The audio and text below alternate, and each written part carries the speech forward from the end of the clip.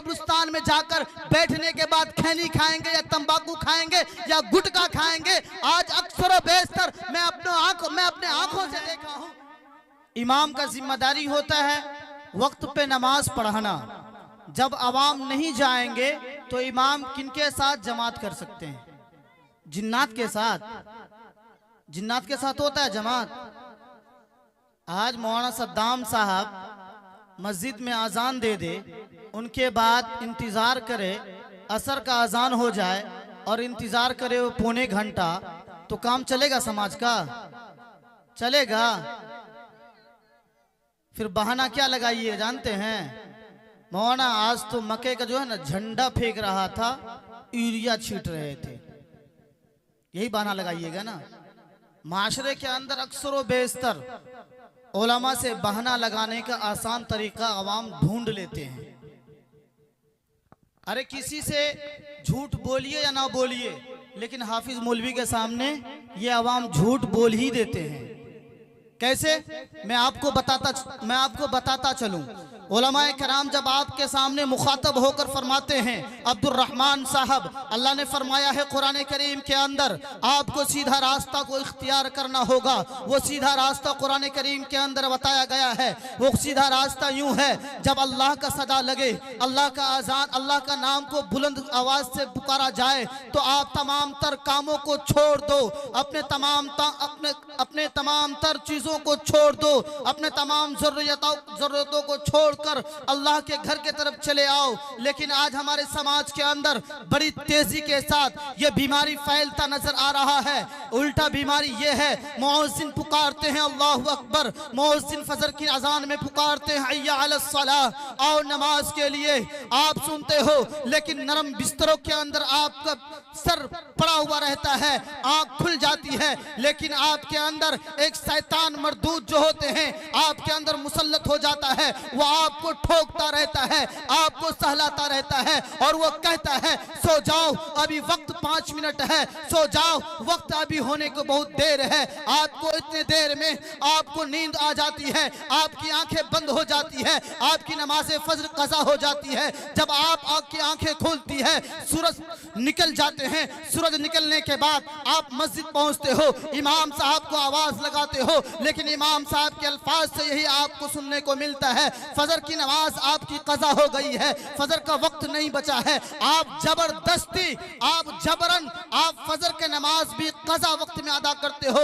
इसलिए अदा करते हो कि अपने सर का जो बोझ है वो अल्लाह के घर में पटक के आ जाते हो। मेरे कलिमा शरीक मुसलमान भाइयों, मैं आपको बताता चलूं, उलमाए दीन फरमाते हैं, बड़े बड़े फुक़हा फरमाते हैं, हदीस और कुरान के पढ़ने के बाद आपको समझाता है। बताऊं मैं आपको, वो कुरान करीम की आवाज ये है, जब भी कोई उलमा आपसे मुखातब होकर ये फरमाए कि अव्वल वक्त में आपको नमाज अदा करना है, जब भी मुअज्जिन पुकार दे मस्जिदों के अंदर, जब भी अल्लाह का अजान, अल्लाह का नाम माइक के जरिए से बुलंद कर दिया जाए, आपको इसलिए कहता है कि आप तमाम तर कामों को छोड़कर अल्लाह के लिए तैयार हो जाओ। और दूसरी जगह उलमाए कराम अपनी अल्फाजों से फरमाते हैं, अरे ईमान वालों, अल्लाह का दावा करते हो, अरे नबी के दीवानों, नबी के ऊपर मर मिटने का दावा ठोकते हो, आ जाओ, मैं आपको कुरान और हदीस के हवाले से मैं आपको सच्चा और अच्छा पैगाम दे देना चाहता हूँ। उलमाए कराम फरमाते हैं, हदीस पढ़कर, हदीस की तफसील सुनाकर, कि जब भी साहबी रसूल अल्लाह के नबी सल्लल्लाहु अलैहि वसल्लम के सामने बैठा करते थे, जब भी अल्लाह के नबी सल्लल्लाहु अलैहि वसल्लम की जुबान से कुरान की कोई आयत निकलती थी, जब भी कहते थे अल्लाह के नबी, आपको जिस तरह से अल्लाह के नबी पढ़ते थे अल्हम्दुलिल्लाहि रब्बिल आलमीन, तमाम तर सहाबी अल्लाह के नबी सल्लल्लाहु अलैहि वसल्लम की होठों को देखते थे और रश्क करते थे। अल्लाह के नबी कुछ वाज़ और नसीहत करने वाले हैं, कुछ पैगाम देने वाले हैं, और उसे गौर से सुनते थे। इसलिए सुनते थे, इस नियत से सुनते थे कि ताकि अल्लाह के नबी फरमाए और उस पर हम भी अमल करें और आखिरी नबी जनाब मोहम्मद रसूलुल्लाह सल्लल्लाहु अलैहि वसल्लम के उम्मतों तक ये पैगाम को पहुंचाने की जिम्मा हमारा है। और हमारे बाद उलमाए कराम के होंगे, और उलमा के बाद कोई आपके नाना दादा आने वाला है ही नहीं। सबसे पहले मैं आपको बताता चलूं, नबी का सिलसिला आया, नबी का सिलसिला बंद, साहबी रसूल का वक्त आया, साहबी रसूल का वक्त भी खत्म, बुजुर्गान दीन का वक्त आया, उनका भी सिलसिला खत्म हो गया। लेकिन आज गांव समाज के एतबार से मैं आपको बताता चलूं, आपके माहौल, आपके समाज से, आपके गांव से कोई बच्चा मकतब में पढ़ता हो, जिस तरह से मौलाना सद्दाम साहब मस्जिदों के सीहन में 10 नहीं 20 नहीं कम अज कम 150 बच्चे और बच्चियों को तालीम देते हैं, उसी बच्चे और उसी बच्चे के दरमियान से कोई हाफिज कुरान बनता है, कोई आलिम दीन बनता है, कोई मुफ्ती इज़ाम बनते हैं। वो आपको बताता है जब वो कुरान करीम की तिलावत पढ़ लेते हैं, कुरान को सीने में बसा लेते हैं, कुरान को सीने में बसाने के बाद हदीस की तालीम पाते हैं, हदीस की तालीम पाने के बाद जब वो तशरीह करते हैं, जब वो तशरीह करने के बाद वो तफसील में जाते हैं, तफसील से पता चलता है अवाम को किस तरह से अल्लाह और अल्लाह के रसूल सल्लल्लाहु अलैहि वसल्लम की पैगाम दे दिया जाए, अल्लाह के अजाब के बारे में किस तरह बता दिया जाए। कुरान करीम के अंदर आया है जो कोई इंसान ठुकराता है, जो कोई इंसान अल्लाह के नबी की बात को इनकार करता है, अल्लाह के नबी सल्लल्लाहु अलैहि वसल्लम की कौल को ठुकराता है, नबी की सुन्नतों को इनकार करता है, कुरान को नहीं मानता है, उलमाए किराम फरमाते हैं हदीस व कुरान के जरिए से हमें और आपको पैगाम दे देता है, वो मुनाफिक है, वो काफिर है। इस वजह से काफिर है, उन्होंने कुरान को ठुकराया है, उन्होंने नबी की सुन्नतों को ठुकराया है, गोया कि वो मुसलमान हो नहीं सकता है। इस वजह से हो नहीं सकता है कि जिसने नबी को ठुकराया उसने अल्लाह को ठुकरा दिया। इसीलिए मेरे दोस्तों, मेरे कलिमा शरीक मुसलमान भाइयों, आपको अहद करना होगा, आपको एक नियत, आपको नियत में आपको अपने नियत को दुरुस्त करना होगा। इसलिए नियत को दुरुस्त करने कह रहा हूँ, ये जालिम दुनिया और ये जालिम बादशाह मुसलमानों के ऊपर जो मुसल्लत हो रहा है, ये आपका, हमारा और समाज के जो नए नस्ल के नए जनरेशन के जो नौजवान बच्चे हैं, जो नए नौजवान बच्चे होते हैं, वो अपनी जिंदगी को नबी वाले तरीके को नहीं इख्तियार करते हैं। मैं आपको बताता चलूं, उलमाए किराम फरमाते हैं, हदीस व कुरान की बात है, मैं बताऊं, अल्लाह तबारक व तआला अपने कुरान करीम के अंदर इरशाद फरमा दिए, जिस चीज को हराम करार दिया गया है, आज हमारे समाज के बच्चे उसे शौक से पीते हैं, उसे शौक से पीने के बाद समाज के अंदर आते हैं, गांव समाज के अंदर आने के बाद वो रंगदार बन जाता है, वो डॉन बन जाता है, वो पीएम मोदी बन जाता है, वो अपनी हुकूमत चलाता है। किस पे चलाता है? समाज के बच्चे पे चलाता है, समाज की माँ और बेटियों पे चलाता है,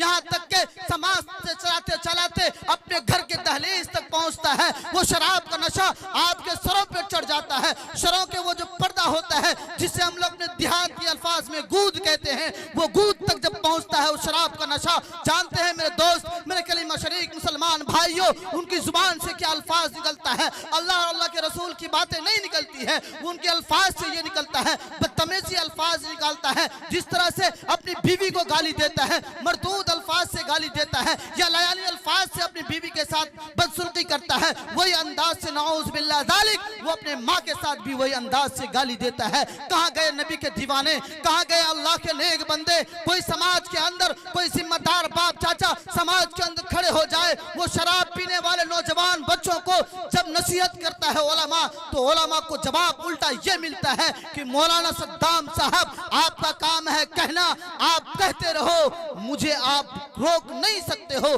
खुदा का अजाब उसी समाज के अंदर आता है, उसी कौम के ऊपर आता है जिसने अपने कौम के बारे में नहीं सोचा, जिसने अपने कौम के बारे में नहीं सोचा, जिसने अपने नए नस्ल बच्चे के बारे में नहीं सोचा। यकीन जान ले मेरे दोस्त, मेरे कलीमा शरीक मुसलमान भाइयों, आपका हाल भी वही जमाने वाला होगा जब इंसान खसारे में जाएगा, जब इंसान परेशानी के दहलीज पे पहुंचेगा, तब उस वक्त अल्लाह का याद आएगा। मैं आपसे पूछना चाहता हूं, आप खुशी में रहते हो, आप अल्लाह को भूल जाते हो, जब आपके जिंदगी में, जब आपके समाज के अंदर या आपकी बेटियों के अंदर या आपके बेटों के अंदर कोई मुसीबत आ जाती है, आप किसे याद करते हो? मेरे दोस्त, मेरे करीमा शरीक मुसलमान भाइयों, आपकी जुबान से उसी रब्बे कायनात का नाम आता है, उसी रब्बे कायनात का नाम आता है। आपका बेटा आज अमरपुर से बहलिया स्थान आ रहे थे, नौज़ बिल्लाह ज़ालिक उनके एक्सीडेंट हो जाए तो आपकी जुबान से, आपकी बीवी की जुबान से, आपके समाज के बाप चाचा के जुबान से यही अल्फाज आता है, अल्लाह अकबर, फलाना का बेटा, फलाना का बेटा अभी तो बाजार गए थे, वो सब्जी लेने गए थे, कैसे ये हादसा हो गया? अल्लाह को मंजूर था, अल्लाह को यही कराना था, इस वजह से आपके बेटे का एक्सीडेंट एक ट्रक से करवा दिया। किससे करा दिया? ट्रक से करा दिया। अभी हाफिज अब्दुल सत्तार साहब कह रहे थे, क्या कह रहे थे? रमजान आ गया, सबे बारात आ गया। सबे बारात को मनाते हैं, कैसे मनाते हैं? हमारे उलमाए कराम भी बैठे हुए हैं, कभी इनसे फुर्सत में जाके पूछें आप, सबे बारात का मकसद क्या है? सबे बारात का मकसद असल है क्या? ये सबे बारात में हमें, हमारे समाज के बच्चे को, हमारे समाज की माँ और बेटियों को क्या करना चाहिए, और उस दिन और उस रात को किस तरीके से, कौन से साँचे में अपने आप को ढालेंगे? तो हदीस और कुरान आपको पैगाम दिया, हदीस आपको पैगाम दिया, कुरान के तफसील आपको चीख चीख कर पैगाम दिया। जानते हैं वो पैगाम क्या है? अल्लाह तबारक व तआला ये अर्श जो देखते हैं ना, ये बादल जो देखते हैं ना, इस पे अल्लाह तबारक व तआला आते हैं और अपने बंदे को आवाज लगाते हैं, है कोई अल्लाह का बंदा, है मेरा कोई बंदा अपने गुनाहों का बख्शिश करवाने वाला, जो हमसे मांगेगा, जो हमसे कहेगा। यानी अल्लाह कह रहे हैं अपने नेक बंदे से, अपने प्यारे बंदे से कि है कोई नेक बंदा, है कोई अल्लाह से अपनी गुनाहों का बख्शिश करा सके? फिर आवाज लगाते हैं, है कोई नेक बंदा जो अपनी मुकद्दर का फैसला, अपने मुकद्दर के बारे में दुआ करवा सके? है कोई माँ, है कोई बेटी जो अल्लाह से लौ लगा सके? है कोई नेक बंदा, है कोई कलिमा शरीक मुसलमान जो दुनिया में रहता है, वो अल्लाह से रिश्ता कायम करके उस रात को अल्लाह के लिए नफली इबादत कर सके? है कोई इंसान जो अल्लाह के लिए तस्बीह गिन सके? है कोई इंसान जो अपने वक्त की कुर्बानी दे सके? लेकिन उलमाए कराम बताते हैं, हाँ, आपको जगना होगा, आपको इबादत करना होगा। किसके लिए इबादत करना होगा? अल्लाह के लिए इबादत करना होगा। अपनी जिंदगी का अच्छा मॉडल, अच्छा फर्मा को बनाने के लिए दुआ करना होगा। अपने नए जनरेशन बच्चे को तैयार करवाने के लिए दुआ करना होगा। आपको मैं बताता चलूं, अल्लाह के नबी सल्लल्लाहु अलैहि वसल्लम यही 15वीं शाबान की रात को अल्लाह के नबी सल्लल्लाहु अलैहि वसल्लम अपने नरम बिस्तरों को छोड़े, अपनी भी बाल बच्चे को छोड़ दिए और जाके जन्नतुल बकी में रो रहे हैं। किन के लिए रो रहे थे? आपके लिए रो रहे थे, आपके लिए रो रहे थे, ये काझा वाले के लिए रो रहे थे, बल्कि तमाम जहां के लिए रो रहे थे। इसलिए रो रहे थे, अल्लाह के सामने कह रहे थे, ए मेरे परवरदिगार आलम, मैं आपसे दुआ गो हूँ, मैं आपसे दुआ करता हूँ, मैं आपसे मदद मांगता हूँ, मैं आपको सुनाता हूँ। जिस अंदाज से हो आप मादरी जुबान से अल्लाह से कह सकते हैं, उर्दू जुबान में भी आप अल्लाह से कह सकते हैं। जिस जुबान आपको आता है वो जुबान से आप अल्लाह से फरियाद कर सकते हैं। अल्लाह के नबी सल्लल्लाहु अलैहि वसल्लम कह रहे थे, ए अल्लाह मेरी उम्मतों के ऊपर रहम फरमा दे, ए मेरे मालिक व मुख्तार मेरे उम्मतों के ऊपर रहम फरमा दे। मेरे उम्मत भटक गया है, मेरे उम्मत इस तरह हो गया है, मेरे उम्मत ऐसा हो गया है, उनके ऊपर रहम का, करम का मामला फरमा दीजिएगा, उनके जिंदगी में सहूलत वाला जिंदगी फरमा दीजिएगा। ये कौन दुआ कर रहे थे? दोनों जहां के रहमतुल लिल आलमीन। किनके लिए दुआ कर रहे थे? वो अपनी उम्मतों के लिए दुआ कर रहे थे। लेकिन ये बदकिस्मत उम्मत, ये बदकिस्मत बंदा जो अल्लाह के नबी की सुन्नतों को जनाजा निकाल रहे हैं, जो आपके लिए रोए थे, इतने रोए थे, इस कदर रोए थे, आंसू मुबारक दाढ़ी को तर कर दिए थे।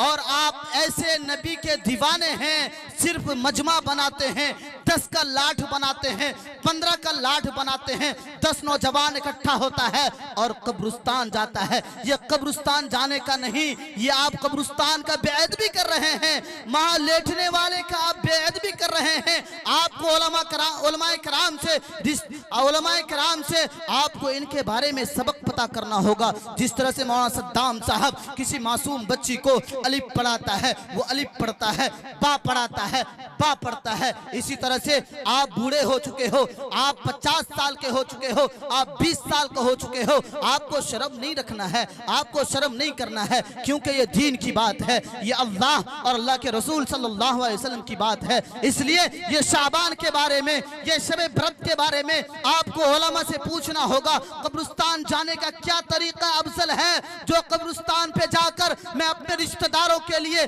मैं अपने बच्चियों के लिए, मैं अपने वालिद के लिए, मैं अपनी वालिदा के लिए, बल्कि तमाम उम्मत मुहम्मदिया सल्लल्लाहु अलैहि वसल्लम जो इस रुए जमीन पर लेटे हुए हैं, गोया कि इस कब्रिस्तान में लेटे हुए हैं, जो अल्लाह के घर पहुंच चुके हैं, उनके लिए किस अंदाज से मैं दुआ कर सकूं, किस अंदाज से मैं कब्रिस्तान जा सकूं। तो उलमाए कराम बताते हैं। कहां से बताते हैं मैं आपको बताऊं। वो हदीस पढ़ते हैं, कुरान पढ़ते हैं, कुरान पढ़ने के बाद कुछ नुस्खा मिलता है, उस नुस्खे को उठाते हैं और आपके सामने रखता है, बताता है जब भी आपको वक्त मिले उस रात में, ऐसी रात में जो कि आप 1 से 2, 2 से 3 होकर कब्रिस्तान के जानिब जाएं और कब्रिस्तान के जानिब जाने से पहले बावजू हो जाएं और अल्लाह के सामने रो लें। अल्लाह के सामने रोने से मुराद यूं है कि अल्लाह से दुआ कर लें, ए अल्लाह मेरे खानदान में मेरे बाप नहीं है, मेरा दादा नहीं है। जिस तरह से आज तमरेज भाई ने, ये हाफिज इसराइल साहब ने ये प्रोग्राम को सजाया है, किसके याद में सजाया है जानते हैं ना? मानते भी हैं। क्यों मानते हैं? इसलिए मानते हैं कि जो परसों थे, जो कल थे, वो आज नहीं है। जो कल हाजी मुबीन साहब जिंदा थे, वो आज मरहूम हो गए। इसके लिए आप अपने दिलों को जिंदा करने के लिए ये दीन की मजलिस सजाए हैं। इसीलिए इंतजार करने वाले आपके रिश्तेदार होंगे कब्रिस्तान में लेटे हुए, जो आपके माँ के शक्ल में होंगे या बाप के शक्ल में होंगे या आपके औलाद के शक्ल में होंगे। जाके आप माँ कब्रिस्तान में जाने, जब कब्रिस्तान के करीब पहुंचे, अपने जूते चप्पल को उतारने के बाद अल्लाह तबारक व तआला कुरान करीम के अंदर फरमाया है, जब भी आप अपने रिश्तेदारों के पास जाएं, जब जिंदा इंसान के बारे में आया है, आप हदीस की बात है, कुरान की बात है, हदीस की बात है, उदखुलू बिस्सलाम, आप आपस में सलाम को फैलाओ। क्या कहा? आप आपस के अंदर सलाम को फैलाओ। जिंदा इंसान को आप सलाम करते हो तो जवाब सुनने को मिलता है। जब आप कब्रिस्तान जाते हो, आप उलमा से पूछें कब्रिस्तान वाले को कैसे सलाम करेंगे? कब्रिस्तान में लेटने वाले मेरे बाप, चाचा, मेरे बच्चे जो लेटे हुए हैं, मैं उसे सलाम किस अंदाज से करूंगा? नौजवान मेरे समाज के जो बसने वाले हैं, कलिमा से ताल्लुक रखने वाले हमारे बाप चाचा है, जिनका 50 साल हो गया है, 60 साल हो गया है, या एक पांव कब्र में चला गया है, उसे ये भी नहीं पता है कब्रिस्तान जाने के बाद क्या पढ़ेंगे, क्या नहीं पढ़ेंगे।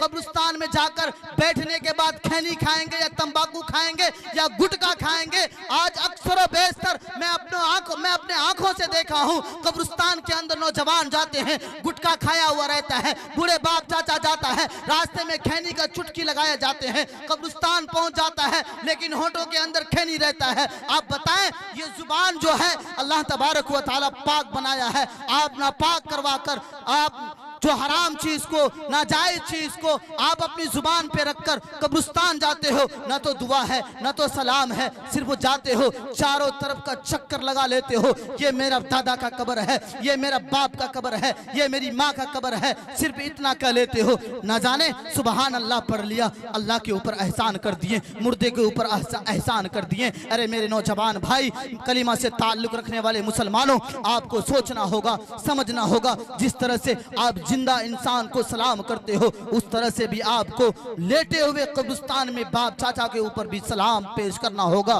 क्या करना होगा? सलाम पेश करना होगा। अस्सलाम वालेकुम या अहलल कबूर। पता ही नहीं चला, बाउंस चला गया, बाउंस चला गया। क्रिकेट के अंदर होता है ना, कभी कभी जब बॉल फेंकता है, हाइट से ऊपर चला जाता है ना, उस बॉल का मान्यता नहीं देता है, देता है नहीं देता है। इसीलिए उनके बाद आप कब्रिस्तान से आए, खूब तन्हा में जाकर, ये नहीं कि 10 आदमी बैठ गए हैं, एकदम बात भी हो रही है, कुरान की बगल में तिलावत भी हो रही है, वैसा माहौल नहीं करना है। जहां आप अपने मुकद्दर को लिखवाने जा रहे हैं, उस रात में आपका मुकद्दर लिखता है ना, अपने आप को परहेज कर लेना है हर एक चीज से, और अल्लाह से लौ लगा लेना है, अल्लाह से रिश्ता मजबूत करने का इरादा कर लेना है। या अल्लाह, जब तक जिंदा रहेंगे तब तक आपके साए में आपके रहमत के साए में रहेंगे और जो आपने हमारे ऊपर फर्ज किया है उस चीज़ों को अपनी ज़िंदगी में लाएंगे, अपने समाज में लाएंगे, अपने रिश्तेदारों में लाएंगे, अपने बच्चों में लाएंगे। तो यकीन जान लिए मेरे दोस्त, मेरे कलिमा शरीक मुसलमान भाइयों, आपका ज़िंदगी गुजारना कामयाब और कल क़यामत के रोज़ अल्लाह तबारक व तआला के आखिरी नबी, हमारे नबी, दोनों जहां के रहमतुल लिल आलमीन आपके लिए सिफारिश का दुआ करवा कर आपको जन्नत का रास्ता दिखा देंगे। ऐसा करेंगे इंशाअल्लाह। सिर्फ हलवा नहीं खाएंगे, नहीं भाई देखिए, हलवा खाइए, खाने पीने में कोई रुकावट नहीं है, सिर्फ एहतियात इस तरह से करना है, शब बारात में उस दिन और उस रात को छोड़कर अगले पिछले दिन पूरा महीना का जो वक्त गुजरता है, आप शौक से हलवा बना खाइए, मेहमान को खिलाइए, पड़ोसी को खिलाइए, खाइए। खाने पीने को कोई एहतियात किया है मौलाना मुफ्ती साहब? जब इंसान सही चीज़ नहीं खाएगा तो जिंदा रहेगा? बदन में ब्लड ही नहीं बनेगा तो वो जिंदा नहीं रहेगा। हाँ, लेकिन शरीयत के दायरे में रहकर आपको हर एक चीज़ को इस्तेमाल करना है, शरीयत के दायरे में रहकर हर एक चीज़ को इस्तेमाल करना है। ऐसा नहीं कि भाई हर एक चीज़ को ज़िंदा करने के चक्कर में अव्वल चीज़ जो है उनका आप जनाजा निकाल दें। एक दिन ऐसा आएगा कि आप ही का जनाजा उठ जाएगा। इसलिए मेरे दोस्त, मेरे कलिमा शरीक मुसलमान भाई, अहद कर लीजिए, इरादा कर लीजिए मजबूत। जो 50 साल के हैं, बूढ़े हो गए हैं, बाप चाचा हैं, ख़ास तौर पे वो अहद कर लें, वो नीयत बना लें कि हमारा वक्त जो हमने गुजारा है, किस अंदाज से गुजारा है, उन तमाम तर वक्त गुजारने से हम अल्लाह के सामने गिरगिरा के कहेंगे, दुआ करेंगे, अपने लिए भी, अपने बच्चों के लिए भी, अपने इस जो मुसलमान भाई के बच्चे बिगड़ रहे हैं उनके लिए दुआ करेंगे इंशाअल्लाह। अल्लाह ताला से दुआ कीजिए कि अल्लाह ताला हम लोगों को इन तमाम तर छोटी बातों के ऊपर हम लोगों को अमल करने की तौफीक अता फरमाए। आमीन व आखिर दावा अल्हम्दुलिल्लाह। माशाअल्लाह, बहुत खूब, बहुत बेहतरीन खिताब हजरत वाला फरमा रहे थे। आइए मरहूम हाजी मुबीन साहब की मोहब्बत में एक मास्टर अब्दुल